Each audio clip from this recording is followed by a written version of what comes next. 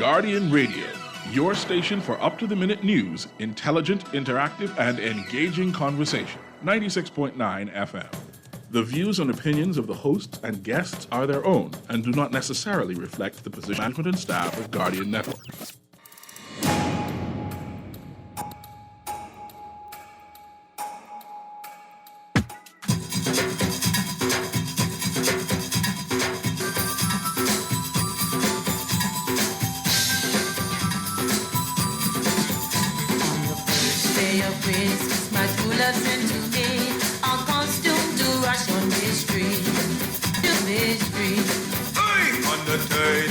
Christmas, my true love sent to me 3 bugles, 2 cowbells, and a costume to rush on the street. On the 4th day of Christmas, my true love sent to me 4 whistles, 3 bugles, 2 cowbells, and a costume to rush on the street. On the 5th day of Christmas, my true love sent to me 5 goatskin drums, 4 whistles, 3 bugles, 2 cowbells, and a costume to rush on the street.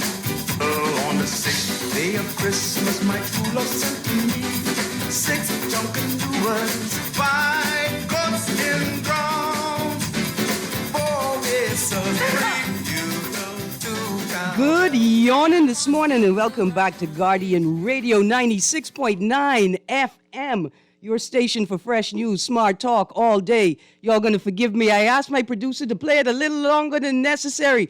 I have not heard anybody say they're gonna bring me one hairy mango tree.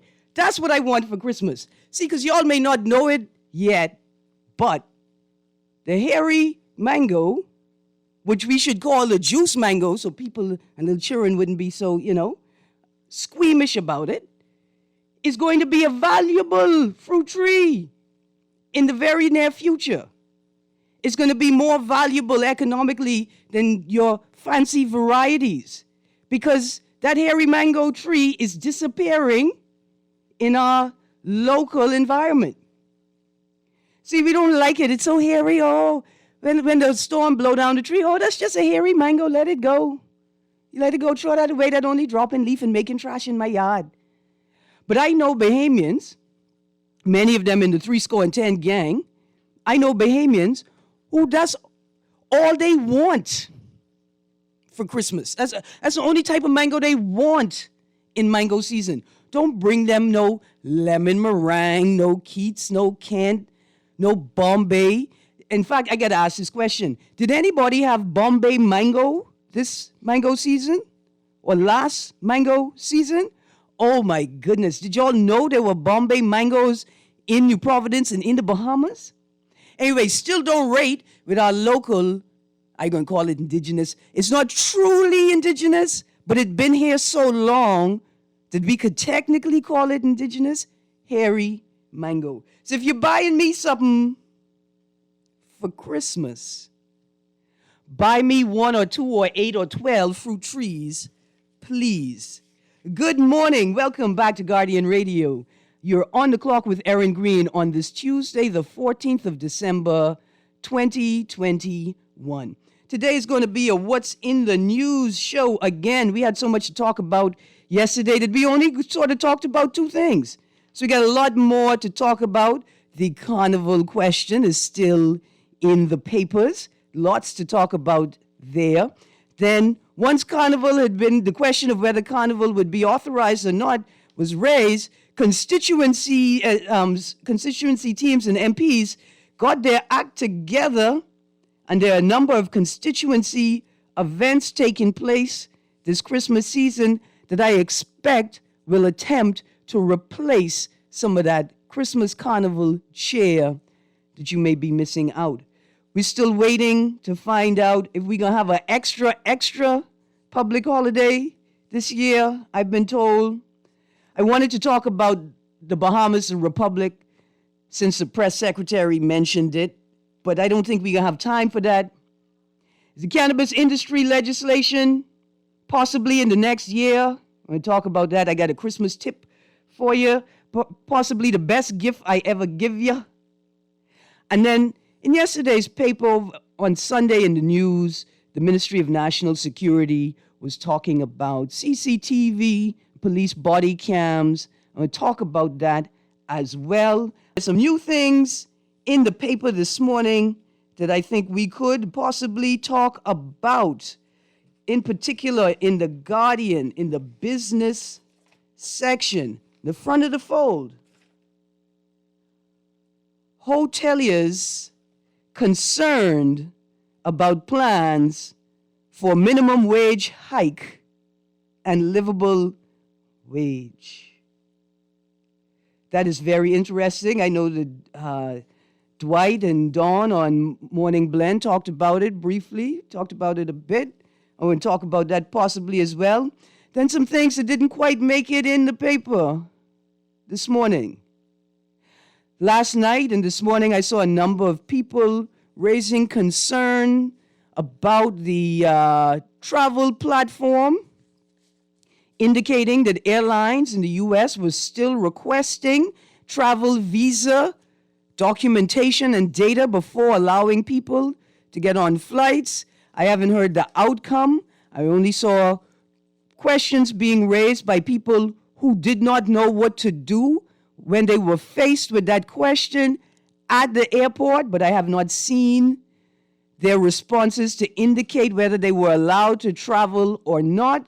Some people indicated that they attempted to use the visa platform anyway and only got error messages. Some people indicated that they attempted to call the indicated numbers and nobody picked up.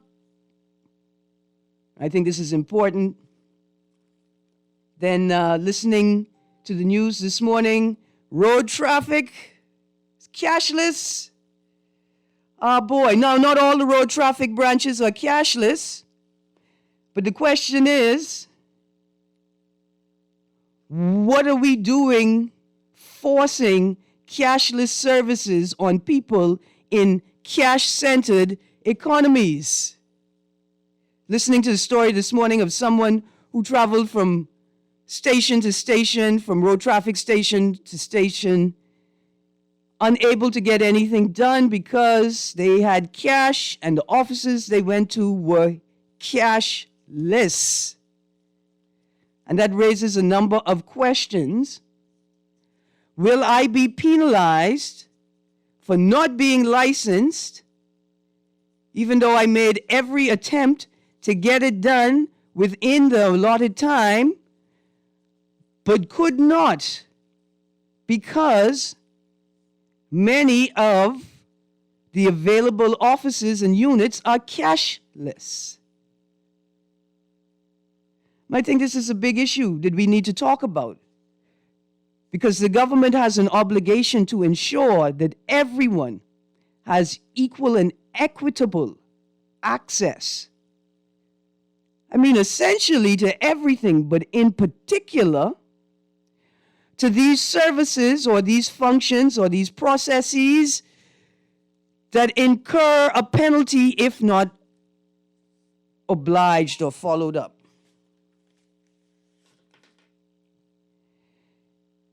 This is problematic for people on the Family Islands as well.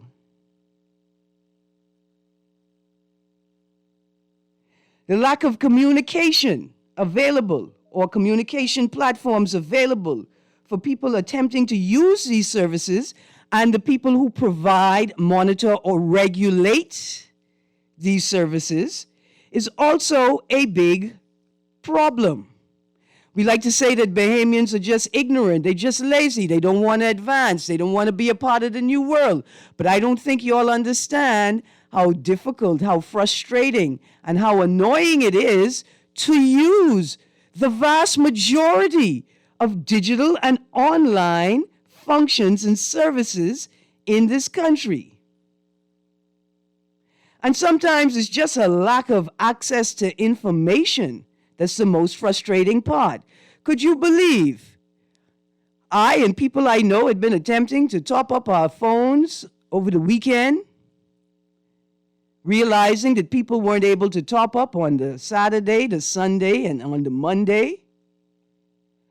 I thought that we had had possibly 48 hours of consecutive non-access to a very vital function. It turns out I was incorrect. We had access at some point on Saturday, at some point on Sunday, and at some point on Monday. But it's sort of like the point I made earlier, only similar. I don't pay for packets of electricity. I pay for a continuous flow of electricity. I don't pay for packets of internet. I pay for a continuous flow of internet. And in the same way, like I don't pay for packets and I don't pay and say, okay, you'll get 6 months of online service and then you got to pay for some more. It doesn't work like that. Like we pay for a continuous, these things are continuous. That's how they work. And that's what we expect. And when they're not continuous, we expect a notification that there's been a disruption in service. We have all these beautiful billboards everywhere. I know that we are on our way to be using them to implement the Marco system, and we will be using them because I think we would be surprised if we had a clear indication of the number of sexual offenses involving minors that take place in this town. But maybe our utilities and service providers could use these billboards to give us a handout, some help in being better able to use their services by indicating when they're on, but more importantly, when they're not on. These are things that you wouldn't even have to think about if you centered the customer, the consumer, in your processes. I'm not sure we're quite there yet. I mean, I kid. We're not there yet at all. And we see this from governance straight down through every function. Where everywhere you go to attempt to engage a service, there's at least one person present who has to ensure that you understand that the service is not really here for you. The person who's going to consume it, that's not the primary function of it. You're just an aside. Dear politicians. That's how y'all do it, right? Politics and governance would be so much easier if it weren't for these meddling, pesky citizens. People who keep demanding things like services, like equitable access to housing, thing like that. Anyway, to join the conversation this morning, you can text us at 422-GR96. That's 422-4796. That's powered by BTC. Standard text rates apply. Or you can call us at 323-6232, 325-4316, or 325-4259. Now, before we move on in the show, I got to send a big congratulations out to a very fine young lady, Miss Brianna Pratt. Congratulations on your graduation today from NCA. I know that you have put in all the work with the support of your family, your friends, and your community. You put in all the work to achieve what you have achieved today. So we say good morning to the NCA family and good morning to Brianna Pratt. Also, on the road, let's have a good laugh this morning, my dear people. So earlier I referenced the Minister of National Security. Yesterday and on Sunday, he talked about implementing or using the CCTV that may already be implemented or installed in certain hotspots that would have been identified by Hotshotter. Dear caller, I saw you hang up. I was coming to you right now. I just wanted to put this out here. So I want to talk about some of the things we could see if we were using the CCTV we've already installed or setting up teams to monitor the CCTV that is installed and we can install. So I'm sorry about that, caller. I'm going to get back to you in a second. Got some text here.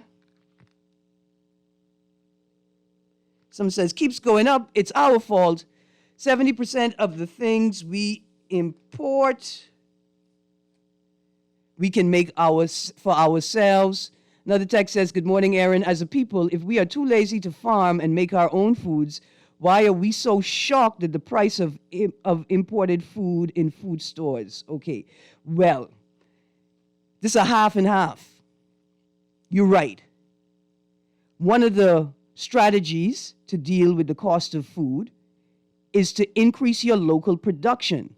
But that doesn't negate the fact that we need regulations in our retail markets to protect the consumer. And those regulations will help us to create more effective tax regimes to take the burden off of the consumer and balance them out across the board. But thank you for that text. That's an important thing to note. One of the strategies to deal with the high cost of imports is to increase your local production. Arlington, let's get to one of these callers. Good morning, caller. You're on the clock. Good morning, Miss Greene. How you doing today? I'm good, thank you. How you do? Well, I think this is a good time for us to shout out what we've been telling them all year and for the last couple of years about planting their own food. Yeah. Miss Greene, you and I and many people around here have been telling Bahamian people, if you don't have no farmland, if you give me a minute here, if you don't have no farmland, start with your backyard. Move the crabgrass, move the hibiscus, move the Bogan River and the familiars and stuff. Dig all of them up, get some soil, some seaweed, some old bush and things, let it rotten up.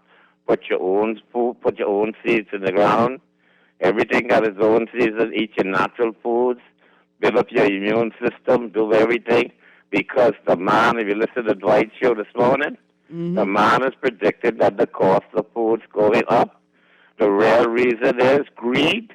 The people at the top of the doggone chain, they're fighting a war, but who's going to be the richest man or woman in the world? It's all about greed, money, financial wealth, and power.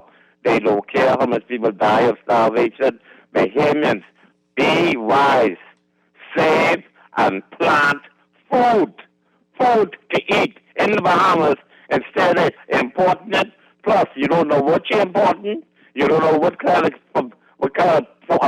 pesticides they spray on the food. You don't know what you're eating. If you grow organic food in your backyard with your seaweeds and your chicken manure, you know what you're eating out your own backyard. You will be healthier. Bahamians, listen to Sparky for one reason. Plant your own food. Thank you, Sparky. Thank you, Sparky. Absolutely. And you raised a couple of things for me. You don't even need a backyard to grow. If you living in an apartment, look here, I'm going to be honest. If you living in a car, right? You get yourself a bag of date. You go to the plant store, the construction store when you know this discount day. Ask them for a damaged bag. Why? You can cut the bag open anyway. You set that bag of soil out on the top of that car you sleeping in and you start growing. You take those small steps to begin something. Just a little something make you feel so powerful at the end of the day. Got another caller on the line. Caller, you're on the clock. Hey, morning, Erin. What's up? Everything's good. How you do? I am great, man. I hope that everybody in the land of the living and they had something hard on their chest this morning. Erin, yesterday, one of my friends called me from Andros, and she and her husband want to buy 2 bicycles for the children. Mm-hmm. So I told them that I would ride around because a lot of persons selling bicycles and stuff. You want to support the people. Yeah, small vendors. Basically on like on the street vendors and stuff who have their things. You don't want to go into the major shops, so you just want to support them. Well, we have to find we have to find a balance in our economy because the truth is those big stores employ the same Bahamians we trying to support. Yeah. Miss Erin, don't even stick a pin there. Don't go that far. Okay, I got you. Let me say this to you, sis. I went yesterday to a place on Carmichael Road to look for a bicycle, 2 bicycles. The bicycle is not even a BMX or name brand, in other words, bicycle. The bicycle, what we download and looked at it online, costs $75, Erin. Uh-huh. The person has the bicycle for $285. Hold on, it gets even more interesting. I went to another place on Carmichael Road, and I looked for a bike for a 12-year-old. The person has the bicycle for $325, and anyone who hear my voice this morning think that I'm making up a story, and they want to get in contact with me, or they can ride to them same places. Miss Greene, listen to me. Yesterday, I said to myself that living in a country that it's hard on everyone, right? Mm-hmm. And yes, the street persons who selling their stuff, yes, you have to go away. I respect that. You have to pay customs. You have to pay duty. Maybe you got to put your things on a pallet to ship. I understand that. But Miss Greene, if you're going to buy a bicycle for $70, like say $80 in the States, mm-hmm. and you're going to bring it here and sell it for $285 to $300, you wasting COVID, because you're trying to really, really kill your poor people. And then they wonder why sometimes the people then decide to go away and pool with their family members and put their stuff on a pallet and bring it here and don't support them. Yeah. Yeah. It's hard to support some people in this country because you're not trying to look out for your poor people. Thank you, DeWitt. That's such an important point that you make. It's about balance. Automatic. I mean, Ms. Greene, everyone has to make a living. Yeah. I respect that. And I respect that people have to go away and stuff. But Ms. Greene, what I'm saying to you this morning, yesterday was like a shocker to me to see that something that I can go online and I can get for $80, you're going to bring it back here and sell it for $280-something to $300? Yeah. I got to listen to it. I got to go. You make a... Have a good one, sis. Yeah, man. You make an important point. And I'm glad you made it before I had to reemphasize it. We need regulations in the market. This place is like the perfect practice of capitalism in this place. I mean, I am almost certain the government paying other countries to come in and use it as a test model. The perfect practice, the perfect environment. We have so few regulations, minimal. But at the same time, DeWitt, I'm so glad you call in because we always got to find the sunshine, right? We always got to find the positive, and you remind me of that all the time. Listen, if I was JA, just Junior Achievers, if I was the BDF, the Royal Bahamas Defense Force Rangers, the boys Brigade, you know what I'd be doing right now? I'd be well into my bicycle recycle, repurpose, upcycle program. For the last 6 months, I'd have been scouring this island for bicycle parts. I'd have been looking for every machine shop, every Cuban machinist, because they bad. In fact, we should invite Cuba to come here and set up a school of what they call it, machinists, right? Of machinists to teach us how to do that. By this week, I would have been sold out of recycled and upcycled bicycles, having anticipated the change supply crunch, the price rise, the still diminished pay wage, all of those things. But by next year, we're going to have it. By next year, we're going to have it. Also, I said I had a note there. Thank you, Sparky, for bringing up that agricultural thing. I want to talk about the cannabis industry legislation. We may not get through to it today, but here's my Christmas gift to you. Gift number 1. If you are considering being a grower in whatever the new iteration of the industry looks like, you need a greenhouse. You need a controlled grow environment. You should not even be considering investing money into this game unless you have a greenhouse or a contained, sealed grow environment. Let me stick a pin. I see I got a caller on the line, Arlington. Let's catch them before they dip out. Good morning, caller. You're on the clock. Godly days is dark in a ways. We need justice, law, and order in this country. Erin, the spirit, Greene. Absolutely. Hey, yes, sir. You know, I heard you talking about gifts, but first I want to say, right? I wish you would get the commissioner of police on. Too much foolishness happening in this country, and every time I call this office, he's not there to deal with some situation, to have his men and women deal with some situation. You see? Yes. So get him on so we can communicate. Also, right, my last point is, right, you talked about gifts. From you, I want a tangible gift. Arlington, come pick me up off the floor, please. Because I was just about to ask you what you buying me for Christmas. People like me don't have money like that. Listen, you don't have to pay for it with cash. You make it with your hands, man. So you don't have to see it. You just make it. And you but say, I asked here. you twice. Okay, well, then you win. I will bring you something. You bring me something? Yes. Wonderful. Yes, I will bring you something. Season greetings that you enjoy your years, okay? Absolutely. Thank you, bye. Absolutely. I hope you all see the play just now. Get your Christmas requests in first. Be the first one to ask. Don't get caught off guard or by surprise. Man, Arlington, is that another call on the line? Quick, so? Okay, cool beans. See, I like that you brought that up. We need, what you say, justice, peace and justice? We definitely need justice. A piece. I'll take a piece of justice, even. Just a little piece. Especially in the rain. Just in case y'all didn't notice, it's raining out there. If you can't see rain, you would have been able to tell by the ridiculous behavior going on around you. I want to say good morning to the 3 people that ran the stop sign at Collins Avenue right in front of Doctor's Hospital in the rain this morning. I'd like to say good morning to the 3 people that ran the light at Shirley and Village. It was entertaining, although frightening. Very, very frightening. Also to the 2 vehicles, one, a commercial vehicle clearly labeled with the company information that ran the stop sign, the blind stop sign at Frederick and Shirley Street. I'd like to say good morning to you too. To the 1 car that ran the light at Cumberland and Duke Street, you didn't have to, but you did. And for that, we say good morning.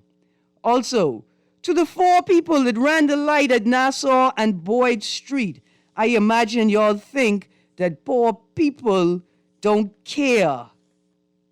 Y'all just don't, the people in the road panhandling, you don't care, you just run the light. People crossing the road to try to get to the bus stop, you don't care, you just run the light.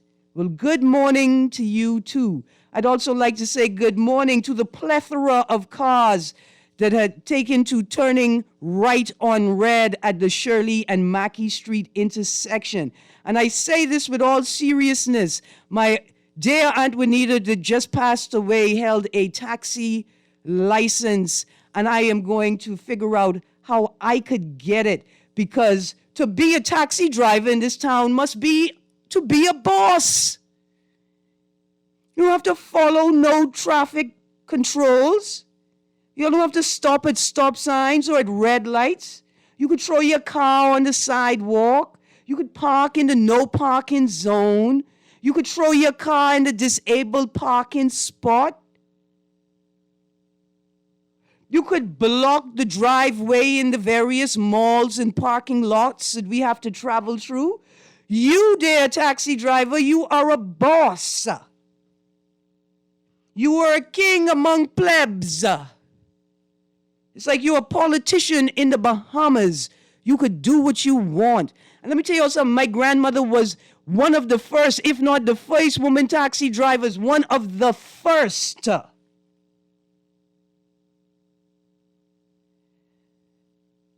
And I've had taxi drivers tell me foolishness like they will not drive from Atlantis to Johnson Road in the dark. Tell me foolishness like they're not interested in serving Bahamians. And it's not just the TN plate, you know, it's the black and yellow plate. It's the tour car plate. It's the tour bus plate. When did you become kings?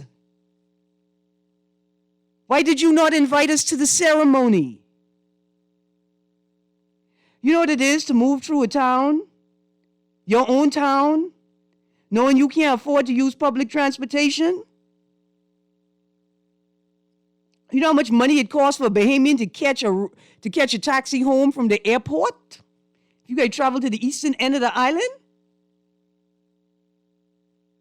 I just have one simple question to ask. Is this the new drug industry? Is this where we hitting the lick dead quick now? Anyway, I got a call on the line. Caller, you are on the clock. Pleasant good morning, Miss Greene. How are you? I'm good, thank you. Blessings. That's excellent. I would have had the opportunity to speak with you directly on the White Show regarding some of the utterances that you're making. Granted, it's your show. Your statements, especially the last one, ma'am, and I do take personal offense to it, if I may say so, because I generally enjoy your show. The taxi drivers themselves do not regulate rates. That's the Road Traffic Department and the Ministry of Transport. Point. Let's hold on. Pause. No, I'm not going to hang you up. Hold on, sir. I'm not going to hang up on you. Go ahead. I've just asked you to pause for a second. I know that you were upset, right? Because you have expressed that. Don't be upset. Let's have a conversation. Right. You say that. Hold on. Let's have a conversation. Sorry. Yeah. Go ahead. Yeah. Let's have a conversation. You're quite right. The taxi members themselves and the union itself, they don't create legislation, nor do they entrench or operate policy.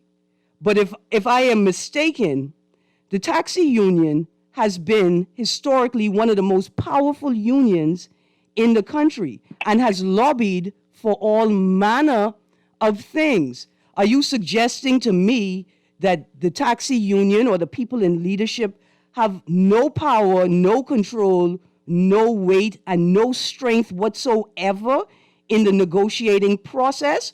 Or can I say that maybe I should ask the question, do you only negotiate for those things that directly impact the taxi driver and not necessarily the consumer of the service? Well, I would pose the question to you and ask you this. Do you think that the president, and I think it's Darren Wood, when he's negotiating on behalf of his membership at any of the major hotels, that he's going to include the issues of the taxi driver in his negotiations for hotel employees?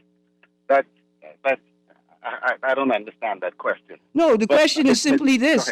The taxi union there's no doubt that it's a powerful union in the country, at least historically. I don't know what they've done with their power since then, but there's no denying that. What I'm saying is, with all of this power that you have, why is it that the taxi union doesn't have the capacity or the ability to negotiate with the state for rates, services, incentives, or policies that would protect the consumer, the local consumer of the taxi service, from prices or an environment that it's intended to target the tourists? Why am I, a Bahamian, paying the same rate as a tourist, and why doesn't the taxi driver or the union think that they could lobby on our behalf? Ms. Greene, there are any number of things, but I'll point out two, and I don't want to monopolize your time on your show. No, man, you could. If I pull up in one of my taxis at a gas station, for example, or if I pull up in my personal car, the cost of the fuel, I don't get any consideration. That's number one. When I order a car, whether it's for personal use or to serve as a public transportation vehicle, there are some exceptions. Let me be genuine about that. But generally, Ms. Greene, I'm not given any special consideration. I'm upset. I've lobbied consistently, though. I've lobbied consistently for concessions for taxi drivers who service locals, so as to reduce the cost of that service for locals and protect the taxi driver. Ms. Greene, as I would have said to you previously, we're in an age of technology. I could give you several companies now, mine included, which I won't go ahead and do any shameless plugging. You can go to Facebook. You can go to Google, Ms. Greene, and come up with any number of transportation service professionals that happily cater to our citizens. Yeah, but the prices are not regulated. No, this is good. You're right. You do cater to Bahamians. You happily cater to Bahamians. But your prices across the board are not set at a rate that can ensure access by the people who need the service the most. But Ms. Greene, yet again, you do not go to any of the service stations and say to them, I'm a taxi driver that loves. Well, let's lobby for that. Hold on. Let me finish. But hold on. But you don't have to finish. I lobbying for it. Me and you could lobby for it. Okay. But why don't we lobby for that versus saying that ain't happening, so why you expect anything from me? Most of us, Ms. Greene, just simply operate now legitimately service professionals. I'm not talking like many industries. There's a ton of hully-gully. Not just the public transportation system. I want to be forthright in my offering. However, the system in which we operate, we don't control the fuel prices. We don't control the cost associated with trying to not just make a living or be abusive and overcharge our citizens. Here's what I would encourage any Bahamian to do. Right on the road traffic website, 2017, there was a 20% across the board increase in rates. Mm-hmm. That was strictly issued by Ms. Glennis Martin, who was the serving Minister of Transport. You mean by the PLP administration at the time? Because we know there's always been a competent authority. Right. Well, okay. So any Bahamian where you may feel that a rate being quoted to you is off or doesn't make sense, get that information. And whoever the person is that you spoke with that offered you something else, report them. That's one way to kill some of the nonsense. But the legitimate cost, Ms. Greene, where people aren't, public service drivers aren't practicing nonsense, that is not within the control of the taxi driver. Yes, it is. To the driver, but it is not. Yes, it is. Listen, you're a part of an industry, and you are impacted by whatever goes on in that industry. And what you do is you form another union. You say, boy, look here, we got a union and we got an industry, but we on this side of the industry are not satisfied, right? We're not satisfied with what this particular union is producing. And we start a union. If you base it solely on the numbers, the amount of public service drivers, if you want to do a breakdown, because we're talking taxi, I hear you keep talking about taxi drivers. It would be more impactful for our fellow citizens. There are greater numbers. Period. Oh, no. Y'all need to stop doing that. Y'all, okay. No, let me tell you why. And I hope you. I'm not coming across as rude or combative. Okay. No, just anti-taxi. That's how it is. That's good, boy. Look here. Let me tell you something. That's good. I coming across as anti-taxi. I don't. With I could hear you in the background. Though. You can't do that. Yes, you talking to somebody else. I can hear you in the background. No, that's me. That's just me. That's even better. Watch this. I don't mind coming across as anti-taxi. Like I told you, and I've said it repeatedly over the last 20 plus years. My Grammy was one of the first taxi drivers in this town.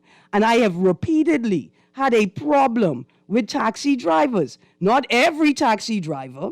There have been some wonderful taxi drivers. Other than your Grammy, Ms. Greene, can I ask you one question? Other than your Grammy, what other taxi drivers in recent times would you have engaged? No, my Grammy was in recent times. Hold on, pause. That's what I say. My Grammy was in recent time. How recent? I stopped even attempting to catch. I don't think you understand what I'm saying. But I got to go at this point. I got a lot of text. But I don't think you understand what I'm saying. What I'm saying is I have made a political decision through my 20 years of experience, and it happened even long before 5 years ago I made the decision, right? That I am not interested in using a service that's not interested in servicing Bahamians. I'm not interested in using a service that's prioritizing tourists over Bahamians in their own country. And I'm certainly flabbergasted by a taxi union that has traditionally held so much power in this town to now in 2021 kick it like, but we're powerless in the face of this political environment. We're powerless in the face of all of these hotels and the government. It just doesn't make sense to me. And I may have rubbed a lot of people the wrong way by expressing it or by expressing it the way that I have expressed it. But I'll tell you what, it's only so many times a taxi driver could look in my face in my own country and tell me they're not going to serve me before I decide to do something about it. Anyway, thank you, Arlington. I almost forget we had commercials. It's time to go to a break. You stay tuned to 96.9 FM.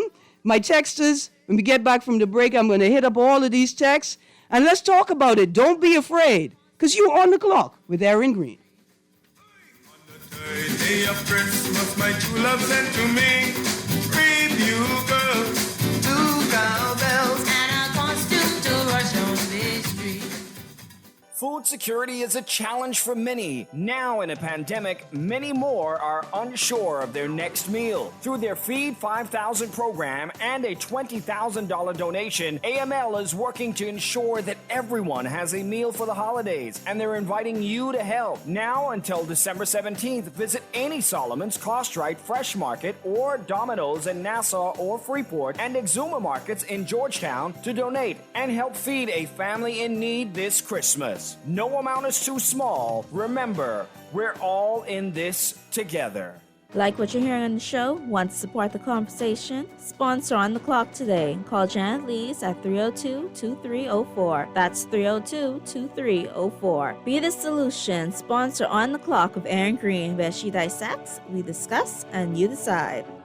The new Guardian Radio app is here. Listen live to all our Guardian Radio shows and live video stream select programs in our studio. Get information about Guardian Radio shows and our hosts. Send messages, including text, email, and even call. All from our amazing new Guardian Radio app. Download it free today in your App Store for your Apple device or Play Store for your Android device. The all-new and improved Guardian Radio app. This is Juan McCartney, and I'm wishing you and your family all the happiness in the world this holiday season and all of God's abundant blessings in the new year. Here's to hoping you have a great 2022. Love sent to me, oh, it's so review girls, 2 cowbells, and a costume to rush on this. Good morning and welcome back to Guardian Radio 96.9 FM. You are on the clock with Erin Greene. I want to say good morning to my friend who just called in. I hope you are right. And I hope to the listening audience, that was not a fight. That was not a bus-up. Sometimes we just gotta talk to each other like that. But I appreciate your contribution. I apologize if I hurt your feelings with my strong commentary. I can remember to be a little softer on the vibe.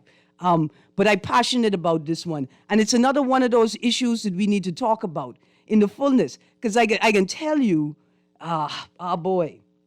You see, the straw market union, the straw vendors, and the taxi union, right? Historically, 2 of the most powerful spaces in the country, historically. And straw market and taxi drivers put all their children through college, doctors, lawyers, PhDs. These boy them had power. And all I'm trying to figure out is what are they using their power for now? And how am I to support you if you are not considering me the most vital part of your service? For if there's nobody to drive, then who's going to pay you for driving them, right? Let's find a balance. I got to give me a second. I got to get to these texts. Text says, hi, Ms. Greene. All of these government offices need to be cashless. The Bahamas is too backward. The masses can't be held up for a few. They can find their way to access U.S. visas, though. Some will have to be dragged along. If not, we would still be riding donkeys. I'm so glad that you said that. Yes, some can find their way to access U.S. visas, though. It has less to do about them and more to do with the person offering or the entity offering the service. Yes, we do need to be cashless, but no, we're not ready for it yet. Are your utility service providers ready? Will they guarantee seamless, continuous access to power everywhere? Will they guarantee regulated distribution of power so I don't worry about my house equipment burning up? Do we have an industry that provides oversight and regulation and quick inspections for electrical installations? What about our internet service providers? Do we have equal and equitable access to services? Am I going to have to drive to the end of Frank Watson Boulevard to conduct all my online transactions and business services? Are the websites and the apps that we are being coerced to use designed at a global standard, providing ease of access and communication? Do we have enforcement of do we even have regulations to protect the consumer in case there's an error or a mistake on the part of the service provider? Do you have 24/7 communications, and so that if I do make a mistake, I know it can be corrected as quickly as possible? See, because you're right. If we expect to compete with the rest of the world, then we're moving far too slowly. But it's not us, the consumer, that's the problem. Again, it's the service provider. Another text, good informative shows. Miss Greene, how could it be? Stop the madness about cashless. It's like no preparation or education of your people, putting cart before the horse, dreaming theory, analog mentality without real practice details. You know what I mean? I do know what you mean. Leon Williams, former head of BTC, on Lester's show, said that the politicians dragging people into the future, like they're dragging the past into the future. Well, listen, you dragging people into a future you have not prepared them for, nor have you made a way for. Remember at the top of the show, I said it's like the Bahamas is the perfect practice of capitalism. Anybody could be collateral damage. Another text, good morning. Tell that caller stop challenging people prices.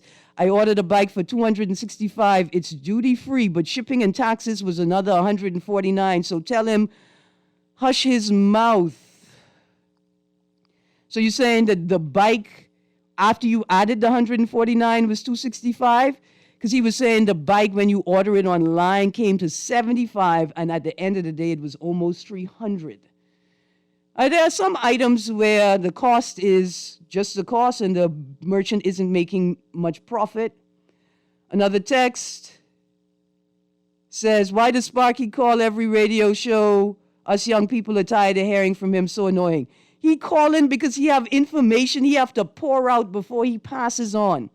It is our job to create the perfect mechanism or vehicle, not just for Sparky, but for every Bahamian that has a contribution to make. Another text, Erin, no shade. Oh, hey, Erin, this is in 1970. Everyone should have a debit card and access to digital services. Also, I don't think we should raise minimum wage because I've done research on this and it just causes businesses to hire less people and this contributes to higher unemployment. Maybe we need nicer businesses, business people. Maybe that's what it is. Because something has to work. The effects of the decades-long energy crisis are still being felt. And despite promises of clearing it up, we still have a problem. All right, I got to get on. Erin, no shade, right? You came from QC and you're very intelligent. We don't need regulations. The market corrects itself.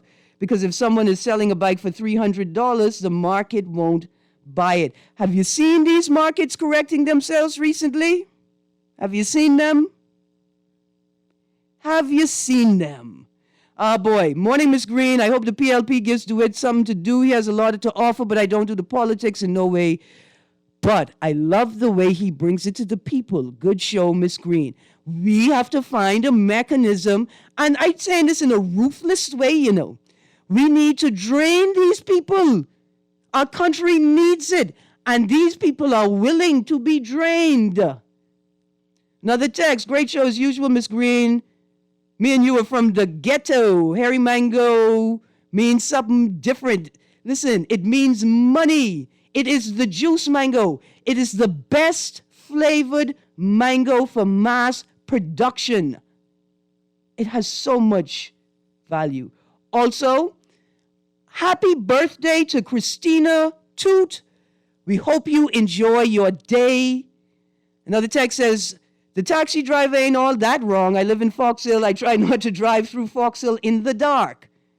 I try not to drive through Fox Hill in the day. Sometimes I wish I could teleport home. I appreciate that.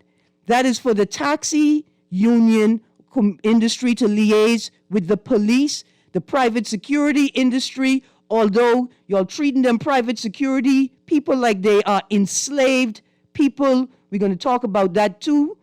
Good day, Erin. I'm glad you're speaking to this. I remember catching a cab from the airport to Golden Gates years ago, and the cab driver caused me to wait until he got 2 more fares before we left the airport. Now, mind you, if you put a notice up and tell me that's what we're doing, I may be okay with that.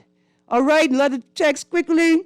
Not funny at all. I stopped for a pedestrian to cross, but an SD swung out from behind me, then in front of me, overtaking me, speeding off, delaying the crossing of that pedestrian. I don't know what the head office hours are for Gambia House. Thank you, BTC. Erin Greene, for God's sake, stop cutting off people before they make their point. You continue to cut people, then you keep saying, let's have a conversation. Stop it, please. I think he made his point very clearly. And I'm not dissing him at all. He made the point, and I spoke to it. I just wanted to change the way we engage each other. Taxi drivers can't survive taking locals around. The local market is very small. Yeah, man, so taxis just for tourists. No public transportation options. The jitneys are for working people. That's it. They only run through working hours. Jitneys are not for people who want to do other things. Y'all really, we have to, even if we don't believe it, pretend that we respect poor people. Text says the bike online was $265 before shipping. Wow. Last text. The person says, it was rough today, but I listen to 96.9 every day. Well, thank you, Texter. Listen, it's a little late. Levon Miller and Unleashed is up next. Thank you for joining the conversation. My dear taxi driver friend, please call me back. Hit the producer up with your number. Let's organize a show. Because I even have other family members that are in this industry. I'm not about shutting you down. Let's have a conversation. To the callers on the line, I'm so sorry I couldn't get to you. I'm so sorry. But stay tuned to Guardian Radio 96.9 FM. It's going to be an entertaining day.